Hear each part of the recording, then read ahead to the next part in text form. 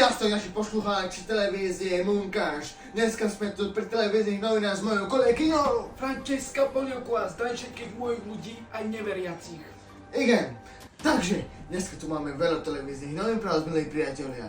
V našom malom meste Telman sa stala jedna vec. V výmene manželek sa nevymenili ženy, ale muži. v seriáli Policajti v akcii tradične zomrel pes. A vedci teraz nám ohlásili, že sa šíri nový vírus a že sa stane čoskoro koniec sveta. Viac nám povie náš kolega v teréne. Príjemne vec sa vám prajem, pri mikrofóne je Ignác Janžul. Práve sa prichádzam pri malom mestečku Talman. Takže, všetci sa 100% bojíte, že čo je to za vírus, alebo ako sa to prenáša. No, takže v krátkosti vám to vysvetlím, ako sa to prenáša. Takže langose, cesnakové, jablka, šišky, lekvášky a pesa, hlavne z rýžou. No, takže a príznaky sú, nechod tak blízko. Zásne ma potom moci. To vymaz. No, pokračujeme.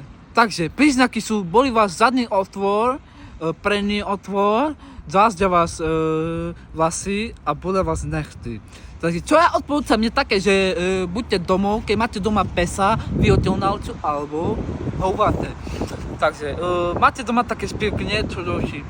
Áno, s tým sa testujte. Takže, to je pre dnešok všetko. Pozdravujem.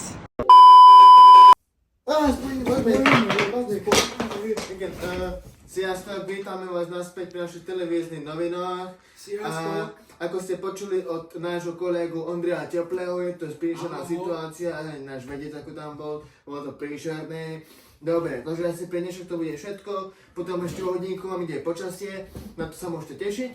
A my sa vidíme včera o 8:00. Sziasztok. Sziasztok a nezabudnite sa testovať v zadnom otvore. Sziasztok. Čaute. Sziasztok.